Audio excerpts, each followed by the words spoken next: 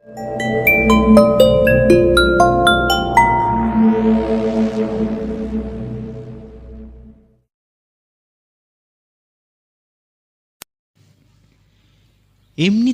মাত্রাতিরিক্ত গরম, তার ওপর ব্যোমকেশের হাতে কাজ না থাকায় সে এখন বেজায় খাপ্পা। আর সত্যি বলতে কি, গত 2 সপ্তাহ যাবৎ বৃষ্টির লেশ মাত্রও নেই। ব্যোমকেশ কোমরে হাত দিয়ে ঘরের একবার ডান দিক, আবার কখনো বা বাম দিক যাচ্ছে, আর আমি চায়ে চুমুক দিচ্ছি আর ব্যোমকেশকে লক্ষ্য করছি। ও, এখানে বলে রাখা ভালো, সত্যবতী তার দাদার সঙ্গে উত্তরবঙ্গে ঘুরতে গেছে। আমাদেরও যাবার কথা ছিল, কিন্তু কাজের অভাবে ব্যোমকেশ নাকচ করে। বুঝলে অজিত, এবার বৃষ্টি নয় কাজ, যে কোনো একটার অভাবে এই সত্যান্বেষীর কিন্তু জীবন অবসান হবে। আমার দিকে ফিরে বলে উঠল ব্যোমকেশ। আমি চায়ের কাপটা টেবিলে নামিয়ে রেখে বললাম, বোধহয় গরমে সব দুষ্কৃতীরা নিজেদের দুষ্কর্ম থেকে ছুটি নিয়েছে ভাই। ওই দেখো না, যেমন স্কুলে গরমের ছুটি পড়ে, ঠিক তেমন আর কি। মস্করা হচ্ছে? করো করো, তবে একটা কথা মনে রাখবে অজিত, এই গরমেই এই সত্যান্বেষীর কেশও জুটবে, আবার বৃষ্টিরও কিন্তু দেখা মিলবে। আর কথা শেষ হতে না হতেই কলিং বেলটা বেজে উঠল। ব্যোমকেশ আমাকে বলল, তুমি কি দরজাটা খোলো, আমি জামাটা গলিয়ে আসছি। এই বলে সে ঘরের ভেতরের দিকে চলে গেল। আমি গিয়ে দরজা খুলতে দেখি এক 50 ভদ্রলোক দাঁড়িয়ে আছেন। তার পরনে ধুতি আর পাঞ্জাবি, মাথার চুল ব্যাকব্রাশ, পায়ে রবীন্দ্র চপ্পল। দেখলেই বোঝা যায় যে বেশ বনেদি ঘরের মানুষ। আমাকে দেখি বললেন, মানে নমস্কার, আমি ইন্দ্রনাথ লাহিড়ী। ব্যোমকেশবাবু আছেন? হ্যাঁ আছে, আপনি ভেতরে আসুন। ভেতরে নিয়ে এসে ওনাকে সোফায় বসতে বলি। ভদ্রলোকের সোফায় বসার পরিপাটি দেখেই বোঝা যায় যে তিনি এই বিষয়ে বেশ যত্নশীল। নমস্কার, গরিবের নাম ব্যোমকেশ বক্সী। ব্যোমকেশ নমস্কার জানাতেই ভদ্রলোক সোফা থেকে উঠে প্রতি নমস্কার জানালেন। যে যার আসন গ্রহণের পর ব্যোমকেশ বলে উঠল, বলুন মিস্টার লাহিড়ী, আপনাকে কিভাবে সাহায্য করতে পারি? দেখলাম ইন্দ্রনাথবাবু একবার আমার দিকে আর একবার ব্যোমকেশের দিকে তাকালেন। ভাবছেন আপনার নামটা জানলাম কি করে? আসলে আপনার পাঞ্জাবির ডান দিকের খুঁটে ছোট্ট করে লেখা আছে I.লাহিড়ী, তাই বললাম আর কি। ভদ্রলোক হতবাক হয়ে বললেন, আপনি, আপনার বিষয়ে তাহলে যা শুনেছিলাম তাহলে পুরোটাই সত্যি। বেশ, তাহলে আমার পরিচয়টা আপনাকে প্রথমে দিই। আমার নাম ইন্দ্রনাথ লাহিড়ী, আমি গড় ভবানীপুরে থাকি। আমাদের পূর্বপুরুষদের কারবার আছে বড় বাজারে, আমাদের চালের কারবার। মা লক্ষ্মীর আশীর্বাদে ব্যবসা মোটামুটি ভালোই চলে, আর যথেষ্ট ভালোভাবেই তা রক্ষণাবেক্ষণ করে চলেছি আমরা। তাই বুঝতেই পারছেন, অর্থের অভাব আমাদের সেরকম নেই ব্যোমকেশবাবু। আচ্ছা, তা আমার ঠিকানাটা আপনাকে কে দিল? ইতিমধ্যে পুটিরাম চা দিয়ে গেল। আমি চায়ের কাপ তুলে দিলাম ইন্দ্রনাথবাবুকে আর ব্যোমকেশকে। ইন্দ্রনাথবাবু চায়ে চুমুক দিয়ে বললেন, মানে আসলে আপনার ঠিকানাটা পাই ইন্সপেক্টর লেখালবাবুর কাছ থেকে। আসলে উনি আমার প্রতিবেশী আর বন্ধুও বলতে পারেন। বেশ, তাহলে আমাকে দরকার হলো কেন আপনার? ব্যোমকেশ চেয়ারে হেলান দিয়ে বলে উঠল, আসলে ব্যোমকেশবাবু, আমাদের পূর্বপুরুষ যথেষ্ট গরিব ছিলেন, মানে বলা যেতে পারে নুন আনতে পান্তায় ফোড়ায় অবস্থা। এমন সময় মানে আমার প্রপিতামহের গুরুদেব তেনাকে বললেন, গ্রামের পূর্ব প্রান্তে গেলে পাওয়া যাবে এক অষ্টধাতুর তৈরি একটা কালী মূর্তি, আর সেই মূর্তিটাই আমার প্রপিতামহ বাড়িতে নিয়ে এসে তাকে পূজনা করেন, আর আমাদের সব অবাক অভিযোগ আস্তে আস্তে মিটে যায়। আর পুজোর পর আপনাদের পরিবারের দুঃখ দূর হয়ে গেল।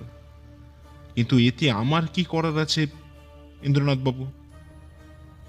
ভদ্রলোক সামান্য চুপ করে থেকে তারপর বলে উঠলেন, মানে কত দুদিন হলো সেই মূর্তিকে খুঁজে পাওয়া যাচ্ছে না ব্যোমকেশবাবু। আমার ধারণা ওটা চুরি হয়েছে। পুলিশকে খবর দেননি? না ব্যোমকেশবাবু, আসলে আমার মা খুব অসুস্থ, আর আমি চাই না ওই ব্যাপার নিয়ে জল খোলা হোক। তাই রাখালবাবুকে সব বলতে উনি আপনার নামটা আমাকে বলেন।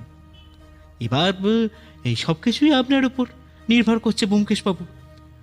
আর বুঝতেই পারছেন, মূর্তিটার যতটা দামি ততটাই ওর একটা ঐতিহাসিক এই মূল্যও আছে। প্রায় 200 বছরের ইতিহাস আছে ওটা সঙ্গে, আমাদের পরিবারের সঙ্গে। আপনি দয়া করে না করবেন না ব্যোমকেশবাবু। দেখুন, এইভাবে কলকাতা থেকে বসে তো কিছু বলা যায় না। আমাদের একবার আপনাদের বাড়িতে যেতে হবে, আর প্রয়োজন হলে 2 দিন থাকতেও হতে পারে। বেশ, তো কবে যাবেন বলুন না, আমি গাড়ি পাঠিয়ে দেবো। দেখুন, দেরি করে তো লাভ নেই, আর অপরাধীকে তাহলে ধরা মুশকিল হয়ে যাবে। তাই শুভস্য শীঘ্রম, কালকেই আমরা 2 জন যাব। ঠিক আছে ব্যোমকেশবাবু, আমি গাড়ি পাঠিয়ে দেবো। এখন তাহলে আমি আসি, কাল দেখা হবে। এই বলে ভদ্রলোক ওখান থেকে চলে গেলেন। আমরা যখন গড় ভবানীপুরে ইন্দ্রনাথবাবুর বাড়িতে পৌঁছালাম, তখন ঘড়িতে সকাল 10:15। সত্যি এত সুন্দর বাড়ি আমরা এর আগে খুব একটা দেখিনি, তাও আবার এই গণ্ডগ্রামে। দোতলা পাকা বাড়ি, পুরোটাই শ্বেত পাথরে মোড়া। সব মিলিয়ে 8টা ঘর, একতলায় 4টে এবং দোতলায় 4টে, আর তাছাড়া রান্নাঘর ঠাকুরঘর তো আলাদা আছেই। আমরা এখন বাড়ির সামনের বাগানের চেয়ারে বসে আছি। একদিকে আমি আর ব্যোমকেশ, আর অন্যদিকে ইন্দ্রনাথবাবু এবং রাখালবাবু। মানে এই ব্যোমকেশবাবু, আমি কিন্তু প্রথমে থানায় কমপ্লেন করতে বলি, কিন্তু ইন্দ্রনাথবাবু বারণ করেন। তাই অবশেষে আপনার খোঁজটা দিই। দেখুন এবার কি যদি কিছু করতে পারেন। রাখালবাবু বলে উঠলেন, হ্যাঁ, ইন্দ্রনাথবাবু আমাকে বলেছেন। আচ্ছা ইন্দ্রনাথবাবু, আপনার কোনো শত্রু আছে বা কাউকে আপনি সন্দেহ করেন? দেখুন ব্যোমকেশবাবু, শত্রু আছে কিনা আমি জানি না, তবে তবে কি? মানে তবে আমার সন্দেহ হয় আমার এক ভাইয়ের ওপর। মানে? আমি অবাক হয়ে প্রশ্ন করি। আসলে আমার বাবার অমতে বিয়ে করে বাবা ওকে ত্যায্য পুত্র করেন, তবে সম্পত্তির কিছু অংশ ওকে দিয়ে দেন। তারপর ওর সাথে আর তেমন কোনো যোগাযোগ ছিল না। পরে এখন মায়ের শরীর খারাপ হওয়াতে ওর সঙ্গে যোগাযোগ করা হয়। বার দুয়েক আসো এ বাড়িতে, তবে আমার সাথে কথা বলেনি। ওর চোখে আমি একটা প্রতিহিংসার ছাপ লক্ষ্য করেছি ব্যোমকেশবাবু। বুঝলাম। তাহলে একবার তো যেতে হচ্ছে। আচ্ছা, আপনার ভাইয়ের নাম কি? রবীন্দ্রনাথ লাহিড়ী। শুনেছি এই রামপুরেও থাকে। আমাদের ভৃত্য অনাদিদা ওকে মায়ের শরীর খারাপের সময় খবর দেন, আর উনিই জানেন ওর বাড়ির সঠিক ঠিকানাটা কি। ব্যোমকেশ অবাক হয়ে প্রশ্ন করল, আচ্ছা, যদি কিছু না মনে করেন, একটা বিষয় খুব অবাক লাগে ইন্দ্রনাথবাবু। আপনার ভাইয়ের ঠিকানাও কি আপনি জানেন না, নাকি আমাকে দিতে আপনার কিছু? আরে না না ব্যোমকেশবাবু, আমি সত্যিই জানি না, কারণ ওর সাথে যোগাযোগ রাখা আমাদের বারণ ছিল।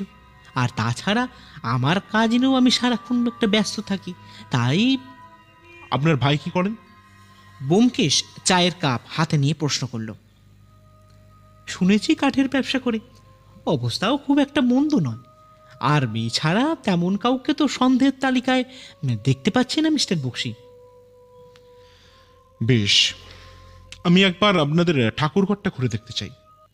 ঠাকুর ঘরটা বেশ বড়। ঘরের মাঝে কাঠের সিংহাসন, তার পেছনেই মস্ত বড় একটা জানলা। ব্যোমকেশ সেদিকে গিয়ে কী সব দেখতে লাগলো, তারপর বলল, আচ্ছা ইন্দ্রনাথবাবু, এই জানলার ওদিকটাও জায়গাটা কি আপনাদের নাকি? আগে হ্যাঁ ব্যোমকেশবাবু, ও তবে ওই দিকটা এই পুকুর আছে, ঝোপঝাড়ে ভর্তি। আসলে দিকটা তেমন যাওয়া হয় না। কিন্তু আমাকে তো একবার যেতে হবে। আর একবার অনাদির সঙ্গেও কিন্তু আমি কথা বলবো। বেশ তো, আমি এক্ষুনি ডেকে দিচ্ছি ওকে। এই বলে ভদ্রলোক চলে গেলেন। আচ্ছা ব্যোমকেশবাবু, কি বুঝছেন বলুন তো? হঠাৎ রাখালবাবু প্রশ্ন করলেন। দেখুন, এখনো সেরকম কিছু বোঝা যাচ্ছে না রাখালবাবু। আপাতত এখন সবাইকেই সন্দেহ তালিকায় রাখা যেতে পারে, এমনকি আপনাকেও। ব্যোমকেশ মুচকি হেসে জবাব দিল। কী সব বলছেন ব্যোমকেশবাবু? আমি পুলিশ, তার উপর আপনার অপরিচিত ব্যক্তিও নই, আর আমি তো আপনাকে খবর দিতে পারি। হতেই পারে রাখালবাবু যে আপনার দিক থেকে নজর ঘোরানোর জন্যই আপনি আমাকে ডেকে পাঠান। দূর, মানে কী সব বলছেন? আরে এই জন্যই কারোর উপকার করতে নেই। রাখালবাবু গজগজ করতে করতে বাইরে বেরিয়ে গেলেন। আমি বুঝতে পারলাম ব্যোমকেশ রাখালবাবুকে ঘর থেকে বার করার জন্যই এসব কথা বলছিল। আসলে ব্যোমকেশ বোধহয় চাইছে না অনাদি থাকাকালীন কেউ এই ঘরে থাকুক। আগে আসবো বাবু? দরজার সামনে দাঁড়িয়ে বলে উঠল অনাদি। বয়স আনুমানিক 65, তবে দেখলে বোঝা যায় না। হ্যাঁ, এসো। অনাদি এসে আমাদের সামনে দাঁড়াতে ব্যোমকেশ প্রশ্ন করল, আচ্ছা অনাদিরা, তুমি কত বছর এখানে কাজ করছো? আগে বাবু 35 বছর তো হবেই। তা মন্দিরে প্রতিমা যে পাওয়া যাচ্ছে না, সেটা তুমি জানো তো? আগে আমি তো ছোট বাবুকে বলি যে প্রতিমা উধাও। আসলে সকালে প্রথমে আমি ঠাকুর ঘরের দরজা খুলি, তাই বেশ, তা তোমার দেশের বাড়ি কোথায় অনাদিদা? ব্যোমকেশ গোটা ঘরে পায়েচারি করতে করতে বলে উঠল, আগে আমার বাড়ি কানলা, তবে সেইখানে কেউ থাকে না গে। বিয়ে থাও কিছু করিনি, তাই এই লাহিড়ি বাইরেই আমার এখন বাড়ি বলতে পারেন বাবু। ও আচ্ছা। এরপর কিছুক্ষণ চুপ থেকে অনাদের দিকে ফিরে ব্যোমকেশ প্রশ্ন করল, আচ্ছা, তোমাদের এই বাড়ির পেছনের দিকে যাওয়া যেতে পারে? আগে না কর্তা, কেন? আসলে ওই দিকে কেউ যায় না, আর তাছাড়া ওদিকে সাপখোপের বড় বাঁশ আছে বাবু, তাই ভয় কেউ যায় না। বেশ, তাহলে তুমি এখন আসতে পারো। আর হ্যাঁ, মূর্তি চোরের কথা আর কাউকে বলবে না, মনে থাকবে? আগে হ্যাঁ বাবু। এই বলে অনাদি সেখান থেকে বেরিয়ে গেল। ব্যোমকেশকে দেখলাম সেই জানলার সামনে দাঁড়িয়ে বাড়ির পেছনের জঙ্গলের দিকে তাকিয়ে থাকতে। আমি ওর পাশে দাঁড়িয়ে প্রশ্ন করলাম, কি ব্যোমকেশ, অত কি দেখছো ওই বনের মধ্যে? গুপ্তধন অজিত, গুপ্তধন। আমি অবাক হয়ে প্রশ্ন করলাম, মানে গুপ্তধন? আচ্ছা অজিত, একটা কথা বলো তো, তোমার কি মনে হলো না যে অনাদি এই জঙ্গলে প্রশ্নে একটু কথা ঘুরিয়ে দিল? হ্যাঁ, সেটা তুমি ঠিকই বলেছ ব্যোমকেশ। আমার কেমন ওর কথায় অসঙ্গতি লাগলো, তবে কি লুকোচ্ছে সেটা বলতে পারবো না। গোড়ায় গন্ডগোল, বুঝলে অজিত, গোড়ায় গন্ডগোল। আমরা কথা বলছি এমন সময় ইন্দ্রনাথবাবু ঘরে ঢুকলেন। তারপর আমাদের কাছে এসে বললেন, কি মিস্টার বক্সি, আপনার প্রশ্নের উত্তর পেলেন? এবার তাহলে চলুন, একতলে খাবার আপনাদের জন্য প্রস্তুত। আমরা ঠাকুর ঘর থেকে বেরিয়ে দালান ধরে এগিয়ে আসতে কানে আওয়াজ পেলাম এক মহিলা কী সব বলছেন। আমি ইন্দ্রনাথবাবুকে প্রশ্ন করলাম, কে ইন্দ্রনাথবাবু ইনি? আসলে আয়া এখন মাকে খাবার খাওয়াচ্ছেন। মা পুরোপুরি শয্যাশায়ী, তাই বুঝতেই পারছেন। ও, একটা অনুরোধ আছে আপনাদের কাছে। আপনার মাকে এসবের থেকে দূরে রাখতে হবে, তাই তো? ব্যোমকেশ অবাক করে প্রশ্ন করে উঠল। একদমই ব্যোমকেশবাবু, আসলে আমি চাই না মায়ের কোনো মানসিক চাপ পড়ুক। এই বলে ভদ্রলোক সিঁড়ি দিয়ে ধরে নিচে নেমে গেলেন। দোতলার দক্ষিণ দিকের একটা ঘরে আমাদের থাকার ব্যবস্থা করা হয়েছে, তবে সবচেয়ে ভালো জিনিস হলো দুটো। প্রথমত এই ঘর সংলগ্ন বারান্দা, আর দ্বিতীয় হলো এই ঘরের ঠিক ডান দিকে সেই জঙ্গল। ব্যোমকেশের কথায় সামান্য মশা হলেও এই গরমের দাবদাহ থেকে কিছুটা মুক্তি পাওয়া যাবে। ব্যোমকেশ এখন বারান্দায় দাঁড়িয়ে সেই জঙ্গলের দিকে চেয়ে আছে। আমি ব্যোমকেশকে জিজ্ঞাসা করলাম, কি অত দেখছো ভায়া?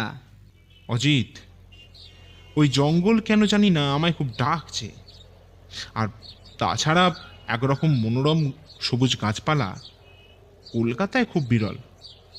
তাই আচ্ছা, তোমার কি মনে হয় কে চুরি করতে পারে? দেখো অজিত, সেটা বলা খুব কঠিন, তবে এই জঙ্গলে যেতে পারলে অনেক কিছু প্রশ্নের উত্তর পাওয়া যেত বলে আমার মনে হয়। চলো তো। আমি অবাক হয়ে প্রশ্ন করলাম, কোথায়? জঙ্গলে অজিত, জঙ্গলে। তুমি তো শুনলে ওখানে যাওয়া যাবে না, তাহলে? আচ্ছা অজিত, তুমি আমার কথা মেনে চলো। আর নিয়ম রক্ষা করতে নিয়ম ভাঙাটাই তো আমাদের কাজ। চলো চলো। এই বলে ঘর থেকে বেরিয়ে গেল অজিত। অগত্যা আমি অনুসরণ করলাম। বাড়ির বাইরে বেরিয়ে আমরা প্রথমে গেলাম একটা চায়ের দোকানে। ব্যোমকেশ বলল, অজিত, চা চলবে নাকি? এই বলে সে এগিয়ে গেল। চায়ের দোকানে থেকে বেরিয়ে সিগারেট ধরিয়ে ব্যোমকেশ বলল, তা ভাই অজিত, একবার চারদিকটা ঘুরে দেখবে নাকি? আমি কিছু বলতে যাব তার আগেই সে এগিয়ে গেল। আর সত্যি ব্যোমকেশকে চেনা আমার সাধ্য নয়। বাড়িটার আশেপাশে তেমন কোনো জনবসতি নেই। এবার ব্যোমকেশকে দেখলাম বাড়ির পেছন দিকটা যেতে। আমি অবাক হয়ে প্রশ্ন করলাম, ব্যোমকেশ, ওদিকটা তো জঙ্গল, ওদিকে তেমন কোনো কাজ নেই তো, চলো। আরে চলোই না, চারধার ভালো করে দেখে রাখা ভালো ভাই। বাড়িটার চারধার উঁচু পাঁচিল দিয়ে ঘেরা। ব্যোমকেশকে দেখলাম চারধার ভালো করে খুঁজে দেখতে। তারপর যেটা করলো তার জন্য আমি কখনোই প্রস্তুত ছিলাম না। দেখলাম সে একটা ভাঙা গাছের গুঁড়ির ওপর উঠে পাঁচিলের ওপর উঠে পড়ল। তারপর আমাকে বলল, ওখানেই অপেক্ষা করো, আর কেউ যদি এদিকে আসে তুমি লুকিয়ে পড়বে। এই বলে সে দেয়ালের ওপারে চলে গেল। প্রায় 15 মিনিট হয়ে গেল, ব্যোমকেশ তো এখন এলো না। তাহলে কি বাড়ির কাউকে খবর দেব নাকি? এইসব ভাবছি, হঠাৎ দেখি ব্যোমকেশ পাঁচিল টপকে এদিকে চলে এলো। আমি প্রশ্ন করলাম, কিছু পেলে? হাত ঝাড়তে ঝাড়তে বলে উঠল, চলো, কাজ আছে। তারপর হনহনিয়ে এসে এগিয়ে গেল বাড়ির সদর দরজার দিকে। অগত্যা আমিও তাকে অনুসরণ করতে লাগলাম। মিস্টার লাহিড়ী, আপনি যদি কিছু মনে না করেন, আমি কিন্তু একবার রবীন্দ্রনাথ বাবুর সাথে কথা বলবো। রাতের খাবার খেতে গেলে বলে উঠল ব্যোমকেশ। ইন্দ্রনাথবাবু অবাক হয়ে বললেন, এসব কি বলছেন ব্যোমকেশবাবু? ওর কাছে যাওয়াটা মোটেও সুখের অভিজ্ঞতা হবে না। আর আমার কথা মানুন, ওর কথা ভুলে যান আপনি। তা হয় না ইন্দ্রনাথ বাবু, যেতে আমাকে হবেই। তাই বেশ, আপনার যখন তাই ইচ্ছা, তবে একটা কথা, বলুন। ওখানে যা হবে তাই দায়িত্ব কিন্তু আমার নয় ব্যোমকেশবাবু। বেশ, তবে কাল সকালে যাওয়া যাক। ঠিক আছে, আপনার কাল সকালে আমি গাড়ির ব্যবস্থা করে দেব, বাকিটা আপনার ওপর। অসংখ্য ধন্যবাদ ইন্দ্রনাথ বাবু। এরপর আমরা চলে আসি আমাদের ঘরে। সারাদিনের পরিশ্রমে ক্লান্ত হয়ে আমি শুয়ে পড়ি বিছানায়। ব্যোমকেশ তখনও জানালার কাছে দাঁড়িয়ে চেয়ে আছে পূর্ণিমা চাঁদের দিকে। আমি বলে উঠলাম, কি হে ব্যোমকেশ, শোবে না? ব্যোমকেশ একটা দীর্ঘশ্বাস ফেলে বলে উঠল, যা গরম অজিত, তাতে শুয়ে খুব একটা লাভ হবে না। তুমি শুয়ে পড়ো, আমি যাচ্ছি। কাল আবার অনেক কাজ আছে অজিত। এই বলে আবার উজ্জ্বল চাঁদের দিকে তাকিয়ে থাকলো। আমি আর বিরক্ত করলাম না। বিবাহিত মানুষ, তাই চাঁদে সত্যবতীর মুখ দর্শন করছে কি না কে জানে। তাই চুপচাপ ঘুমিয়ে পড়াই ভালো। সকাল 8টায় আমি আর ব্যোমকেশ বেরিয়ে পড়লাম রবীন্দ্রনাথ বাবুর বাড়ির উদ্দেশ্যে। গাড়ি করে পৌঁছাতে লাগলো 20 মিনিট। রবীন্দ্রনাথ বাবুর বাড়ি লাহিড়ী বাড়ির মতন অত বড় নয় ঠিকই, তবে খুব একটা ছোটও কিছু নয়। আমরা গাড়ি থেকে নামতে দারোয়ান আমাদের পরিচয় নিয়ে ভেতরে গেলেন। তারপর মিনিট 2 পর ফিরে এসে আমাদের ঘরের ভেতর নিয়ে যায়। এটা একটা স্টাডি রুম। দেখলাম একজন ভদ্রলোক আমাদের দিকে পেছন ফিরে কী সব করছেন। এখানে কিসের জন্য এসেছেন? হঠাৎ প্রশ্ন করে উঠলেন রবীন্দ্রনাথবাবু। নমস্কার, আমি ব্যোমকেশ বক্সী। আসলে আপনাদের লাহিড়ী বাড়ির কালী প্রতিমা চুরি গেছে, আর সেটা খোঁজার দায়িত্ব পড়েছে আমার উপর। ইন্দ্রনাথবাবু আমাকে দায়িত্ব দিয়েছেন। এখানে কি মনে করে? আমি কি মূর্তি চোর এখানে বসে আছি নাকি? ফালতু সময় আমার নেই ব্যোমকেশ বাবু। আমি তো সে কথা বলিনি রবীন্দ্রনাথবাবু। আসলে কয়েকটা প্রশ্নের উত্তর পাচ্ছিলাম না, তাই আপনার কাছে আসা। বেশ, শুনি। আমরা একটা সোফায় দুজনে বসতে বাড়ির চাকর চা দিয়ে যায়। ব্যোমকেশ চায়ের কাপে চুমুক দিয়ে বলে, আচ্ছা রবীন্দ্রনাথবাবু, আপনার সাথে আপনার ভাইয়ের সম্পর্ক কেমন? কেন, ইন্দ্রনাথের মুখে শোনেননি বোধহয়? বাবা আমাকে বাড়ি থেকে বার করে দেওয়ার পর আমি ও বাড়ির সঙ্গে কোনো যোগাযোগ রাখিনি, আর ইন্দ্রনাথও কেউ আমার খোঁজ রাখেনি। মা অবশ্যই মাঝে মাঝে অনাদিকে দিয়ে কিছু খবর চেয়ে পাঠাতেন, আমিও তাকে হাত খরচার কিছু অর্থ দিতাম, ব্যাস এইটুকুনি। বাবাও চলে গেলেন, এমনকি শ্মশানে পর্যন্ত আমাকে নিয়ে যাওয়া হয়নি। তারপর থেকে আমি আর সেইভাবে, তবে মায়ের শরীর খারাপের পর আমি দুবার গেছিলাম। ভাবতে পারেন, ওই শক্ত সমস্ত মানুষটা নাকি হাঁটতে চলতে পারে না। আমি তো অবাক, কি যে হয়ে গেল। দেখলাম ভদ্রলোক আঙুল দিয়ে চোখের জল মুছলেন। আর আপনি সেই সুযোগেই মূর্তিটা সরিয়ে ফেললেন, তাই তো? ব্যোমকেশ আমাকে অবাক করে বলে উঠল, কি সব যাতা বলছেন? আমার ওসব কোনো লোভ নেই, আর তাছাড়া ওটা আমাদের পরিবারের একটা সম্পদ।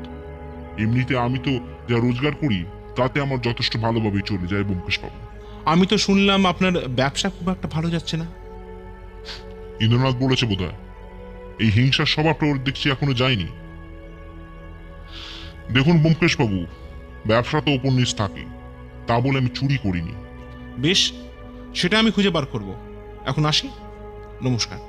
এই বলে ব্যোমকেশ বেরোতে যাবে, হঠাৎ থেমে বলল, আচ্ছা, কাল একবার সকালে আপনাকে লাহিড়ী ভিলায় কিন্তু যেতে হবে, এটা কিন্তু খুব দরকার। এই বলে আমরা বেরিয়ে পড়লাম। রাস্তায় আস্তে আস্তে ব্যোমকেশ গাড়ি থামিয়ে নেমে গেল। বলল ওর নাকি একটু কাজ আছে। আমি সঙ্গে যেতে চাওয়ায় না করে দেয় সে, তাই আমি লাহিড়ী বাড়িতে চলে আসি। দুপুরে মধ্যাহ্ন ভোজনের পর আমি বারান্দায় বসে নতুন গল্পটা লেখা শুরু করেছি বটে, কিন্তু গরমের দাপটে খুব অসহ্য লাগছে আজ। প্রায় সন্ধ্যা হয়ে এলো, ব্যোমকেশ তো এখনো ফিরল না। ইন্দ্রনাথবাবু দুবার এসে খোঁজ নিয়ে গেছেন। এবার আমারও একটু দুশ্চিন্তা হচ্ছে বটে, ভাবছি বাইরে থানায় যাব কি না।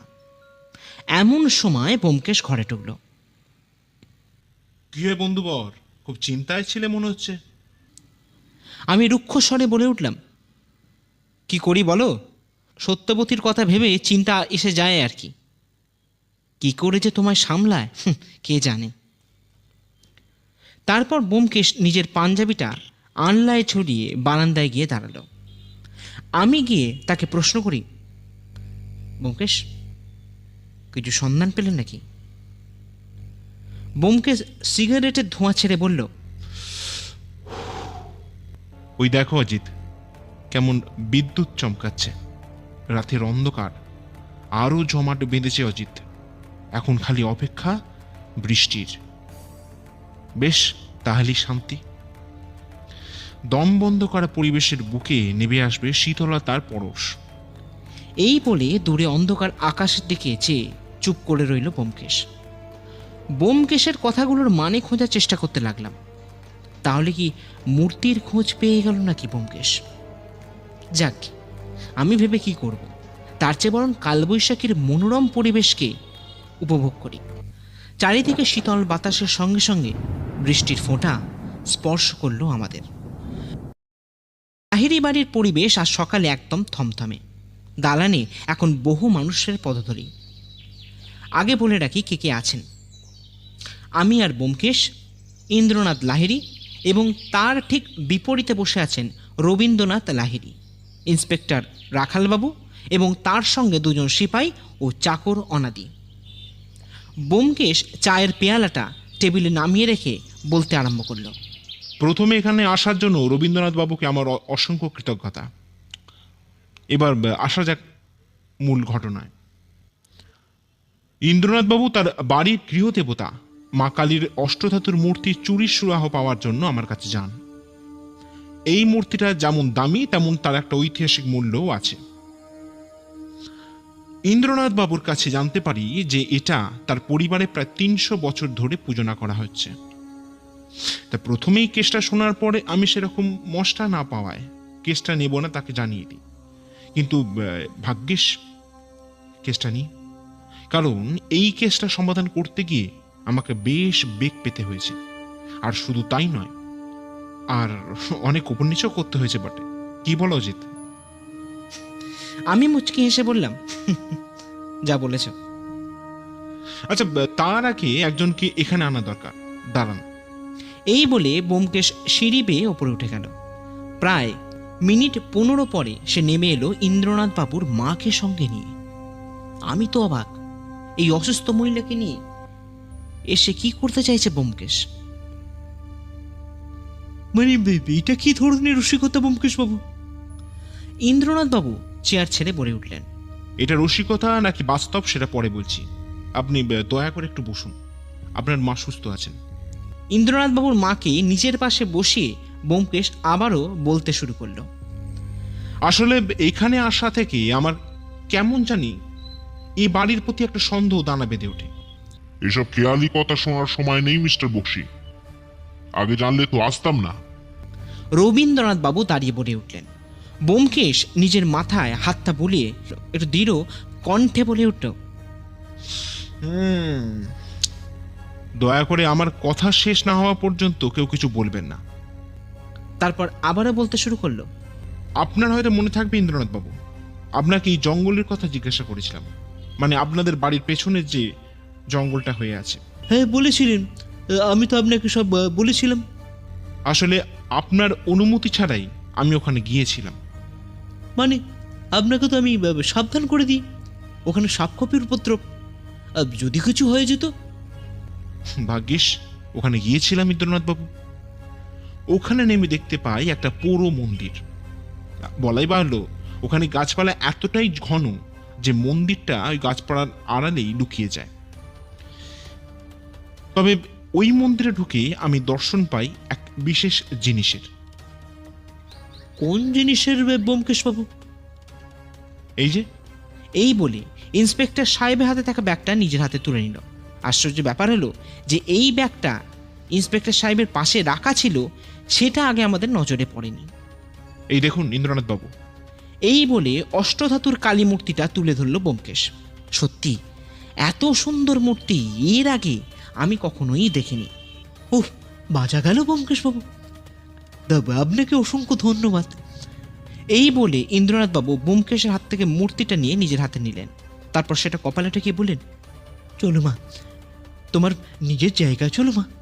দাঁড়ান ইন্দ্রনাথ বাবু, আমার কথা কিন্তু এখনো শেষ হয়নি। মানে আর কি কথা বলবেন ব্যোমকেশ বাবু? আপনার কাজ তো এখানেই শেষ। আপনার অভিনয়ের তুলনা হয় না ইন্দ্রনাথ বাবু। রাখাল বাবুকে দেখলাম দুজন কনস্টেবল এগিয়ে নিয়ে ইন্দ্রনাথ বাবু দুহাত ধরলো আর মূর্তিটা ব্যোমকেশের হাতে দিল। আপনার খেলা শেষ ইন্দ্রনাথ বাবু। নিজের মাকে বিষাক্ত ওষুধ খাইয়ে পঙ্গু বানিয়ে রেখেছিলেন, বাবার কানে ভাইয়ের সম্বন্ধে মিথ্যে কথা বলে ত্যায্য পুত্র করিয়েছিলেন। আপনার ব্যবসা তো ডুবন্ত, জুয়া খেলায় আপনি তো সর্বশান্ত। এখন এই মূর্তি বেচে টাকার জোগান করতে চাইছিলেন। ছি, এইসব কথা মিথ্যে? কত টাকা দিয়েছে আপনাকে রবীন্দ্রনাথ? কত টাকা বলুন? এমন সময় ইন্দ্রনাথ বাবুর মা এগিয়ে গিয়ে ইন্দ্রনাথ বাবুর গালে সপাটে চড় মারলেন। ইন্দ্রনাথ বাবু কাঁদতে কাঁদতে বসে পড়লেন চেয়ারে। আচ্ছা ব্যোমকেশ, তুমি এত কথা জানলে কি করে? নিজেদের কলকাতার ঘরে বসে চা পান করতে করতে বললাম আমি। আসলে অজিত, পুরোটাই টেলিপাতি ভায়া। যেদিন রাতে তুমি শুয়ে পড়লে, ওই দিন মাঝরাতে মহিলাদের গলার আওয়াজ পাই আমি গিয়ে দেখি ইন্দ্রনাথ বাবুর মা আয়ার হাত ধরে ওষুধ খেতে চাইছিলেন না। আমি গিয়ে সে ওষুধ খেতে বলায় তিনি আমাকে সব খুলে বলেন। মনে হয় ওই সময় ওনার ওষুধের বিষক্রিয়াটা কিছুটা কমে গেছিল, আর আমি সব এই সুযোগে জানতে পেরে যাই। তাহলে মূর্তিটা ওখানে রাখলো কে ভাই? খুব ভালো প্রশ্ন করেছ অজিত। আসলে লাহিড়ী বাড়ির পরিস্থিতি ঠিক না দেখে অনাদি ওই মূর্তিটা জঙ্গলের মধ্যে ঢুকিয়ে আসে। তবে রবীন্দ্রনাথ বাবু ওসব কিছুই জানতেন না। মায়ের ওষুধে যে বিষক্রিয়া হয় সেটা উনিই জানতে পারেন এবং ওনার মাকে দ্বিতীয়বার এসে সাবধান করে যান। আর তারপর থেকেই ইন্দ্রনাথ বাবুর নাটক করতে থাকেন। কিন্তু একটা খটকা দূর হচ্ছে না অজিত। কি? আয়াটা কিছু বুঝতে পারলো না কেন?